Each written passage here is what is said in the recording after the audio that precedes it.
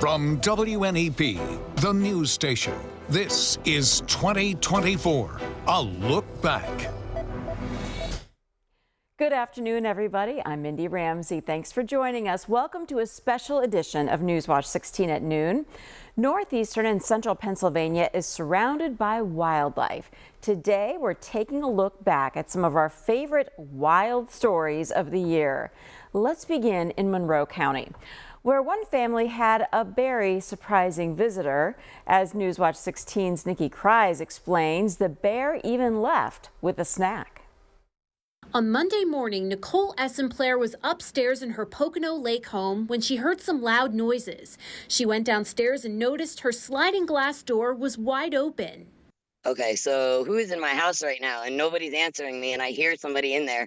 And I walk all the way down and I turn the corner, and this massive bear is literally just eating a box of graham crackers on my floor. Nicole came face to face with this guy, a large black bear. He was going through her kitchen cabinets looking for food. He was pulling down Chips Ahoy, muffins, fruit snacks, applesauce packets. Like, he ate so much food. Nicole says the bear also went into her kids' bedrooms. She thinks he was looking for more food.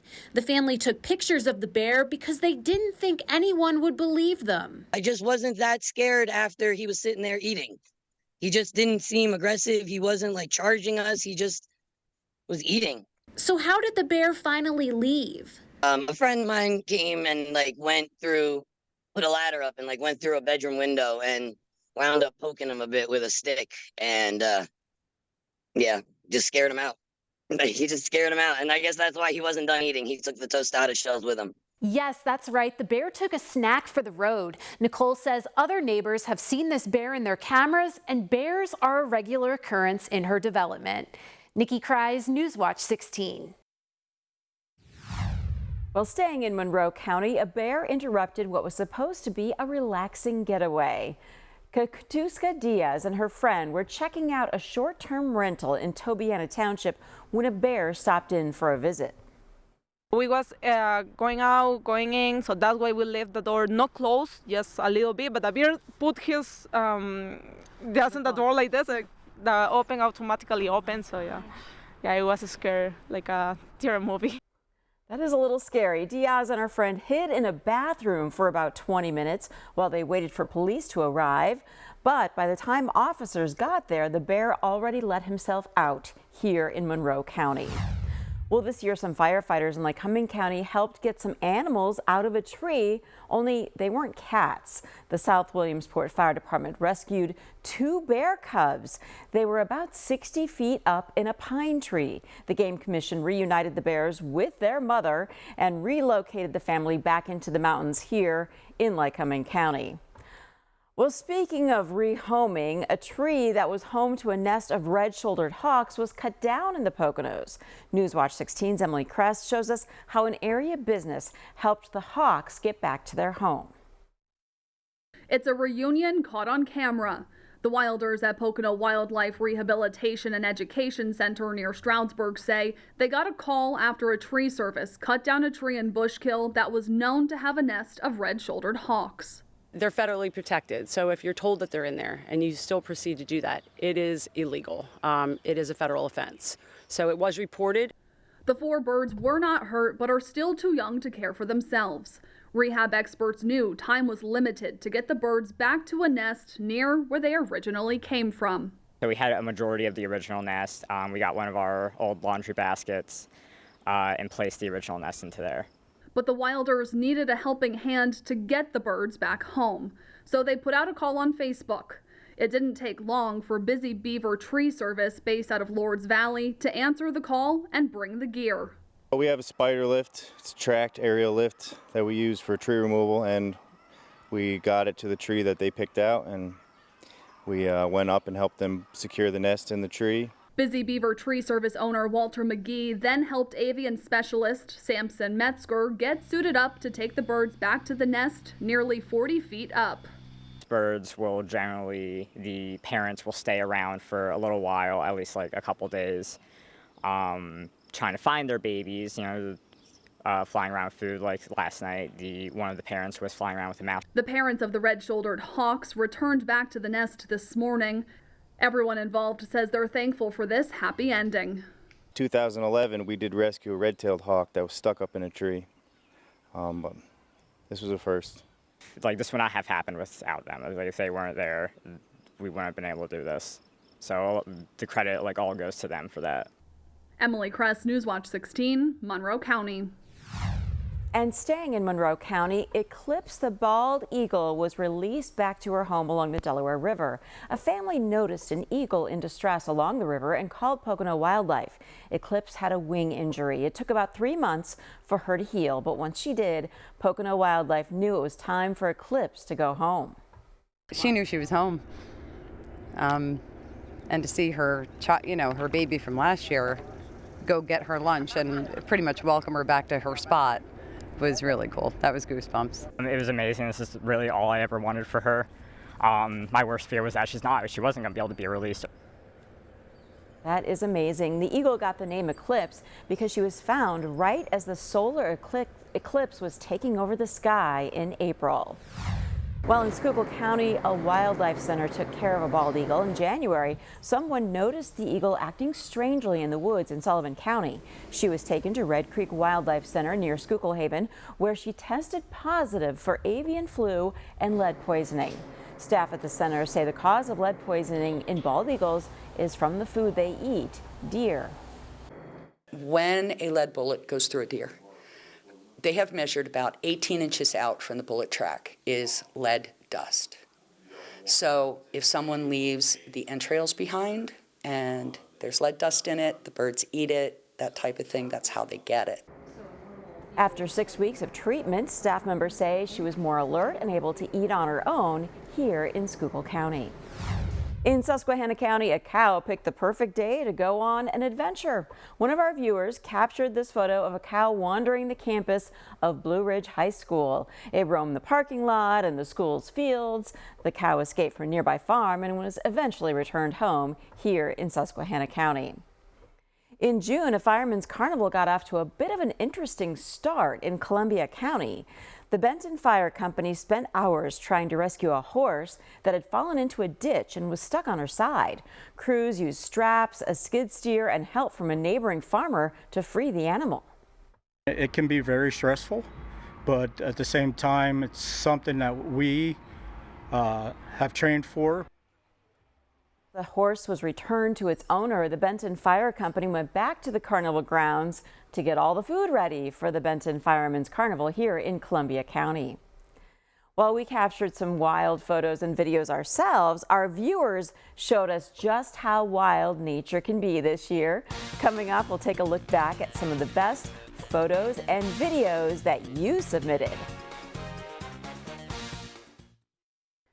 Northeastern and Central Pennsylvania, a truly wild place. You've been highlighting that with your photos in a segment that we have every week called Wildlife Wednesday. Let's take a little look back at the year. Okay, let's start out with this one.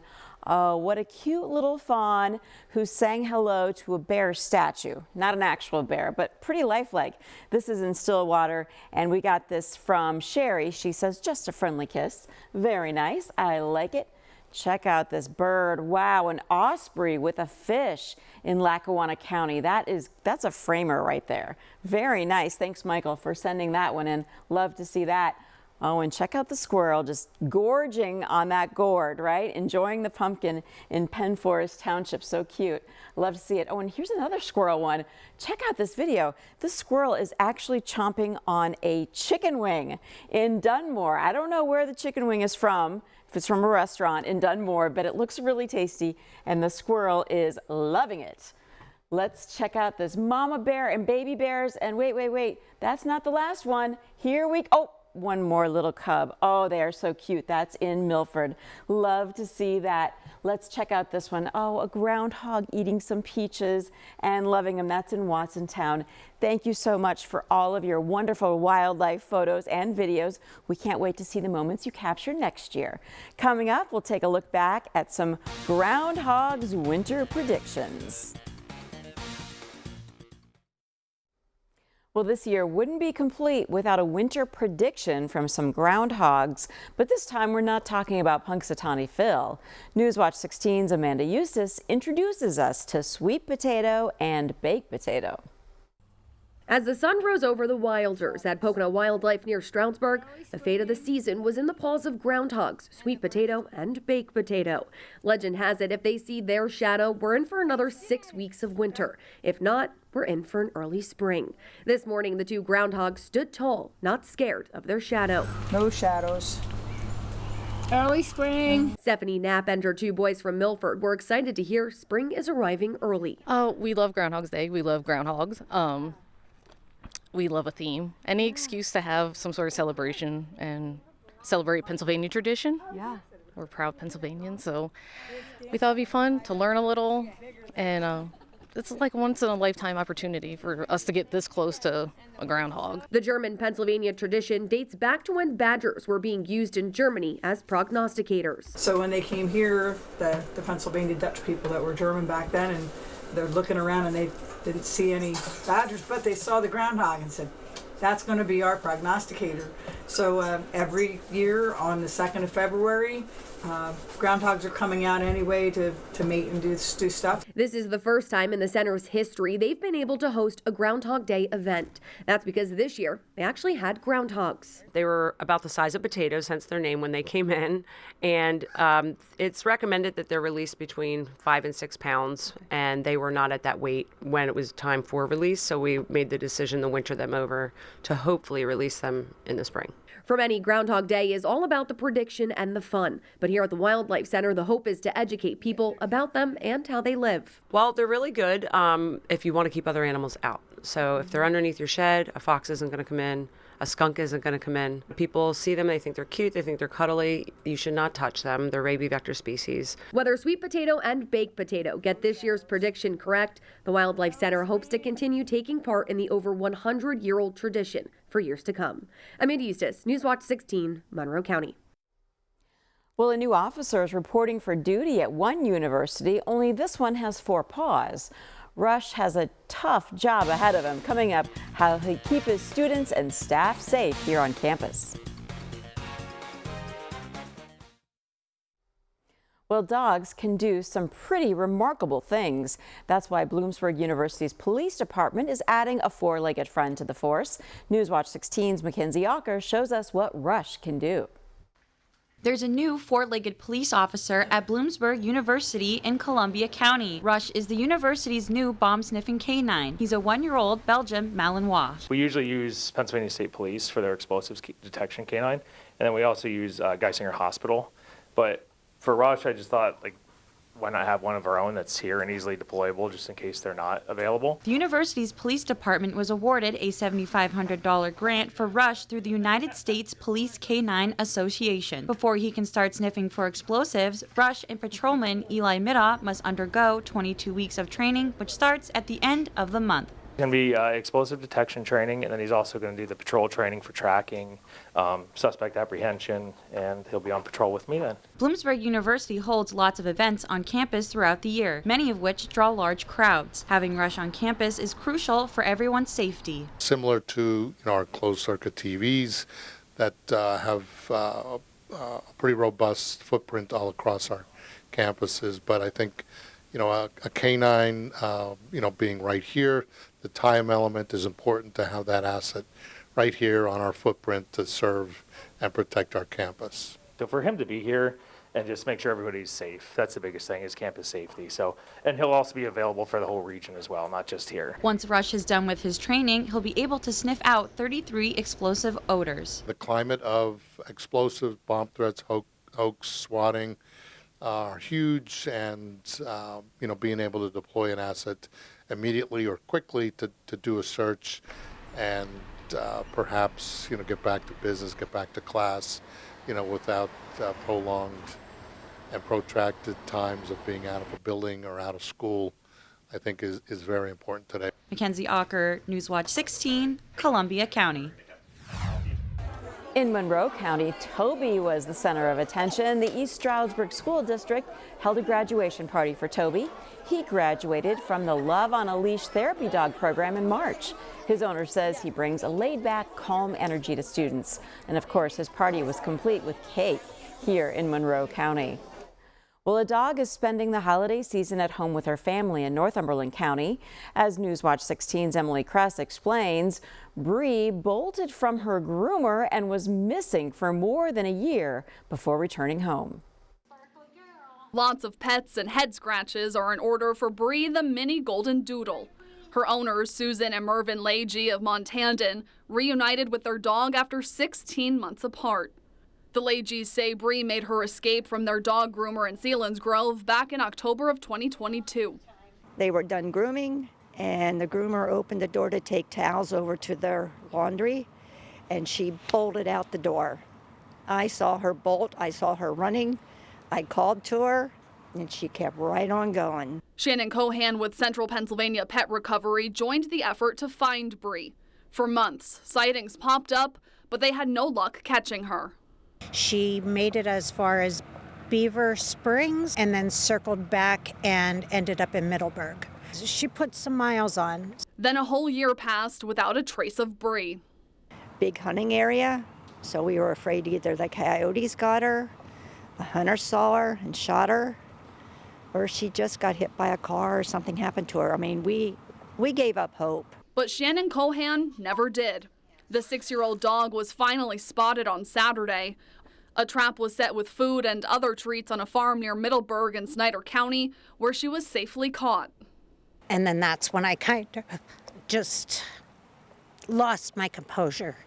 And then I sat there for a few minutes, collected myself, and then I called the owners. Are you sitting down? I said, yeah, I'm sitting down. And she said, we got her. I said, you what? After a couple nights in the animal hospital, Bree received the all clear to go home. During her 16-month adventure, her fur got badly matted, but she only lost 1 pound.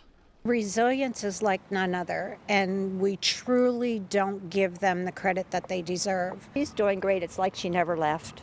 You were smart. You were a smart girl. Emily Kress, Newswatch 16, Northumberland County. What a survivor. Amazing. Well, we can't put together a wildlife show without highlighting some of the youngest animals. Coming up, we'll stop by a center that spent part of the year preparing to care for baby animals. 2024 was a wild year in Northeastern and Central Pennsylvania, but there are some animals who don't always make the headlines. One wildlife center in the Poconos takes care of plenty of baby animals. Newswatch 16's Amanda Eustace checks it out. It's always feeding time at the Wilders at Pocono Wildlife near Stroudsburg. They came in a couple days ago, so some of them take a little longer to get used to, like, oh, this nipple means food's coming my way. Every day the center takes in injured and orphaned wildlife, but in just a matter of weeks, intern Olivia Asher says things will pick up and all these cages will be filled with baby animals. These squirrels are the first babies to make their way into the center this season. So when someone brings in any animal, we just have them fill out this form. It basically gives us an idea of where they found it and what state they're in, and then we take it into our own intake, figure out what it needs, and then from there it's very species specific about what type of formula will be used, how often we feed them. Last year the Wildlife Center took in over 2,500 baby animals, and they're expecting to take in even more this season. That's why they're reaching out for your help for donations. Produce. Yeah. We go through so much mixed greens, we go through so many berries, and those are usually on the more expensive end of like the grocery list, so those we definitely need. We need formula, and it can't just be baby formula, it has to be species specific. So if you go onto our Amazon wish list, we'll have a whole list of slew of items and enrichment for our animals that come in. Wildlife rehab officials say if you see a baby animal by itself, call the center before removing it from its habitat, and you should never feed them. Wildlife is part of the Pennsylvania community, and I think it's so important to help out, especially during baby season. We all care about babies, right? And they're really cute too. So we just want to make sure that the next generation of animals, the next generation of people get to have these kinds of interactions. For information on how to donate to the Wilders at Pocono Wildlife, head to WNEP.com. Amanda Eustace, Newswatch 16, Monroe County. 2024, a wild year indeed. Remember, Newswatch 16 is always on at WNEP.com. If you missed us today, you can stream us on Roku and Fire TV and on the WNEP app. Thanks for joining us. Have a great day.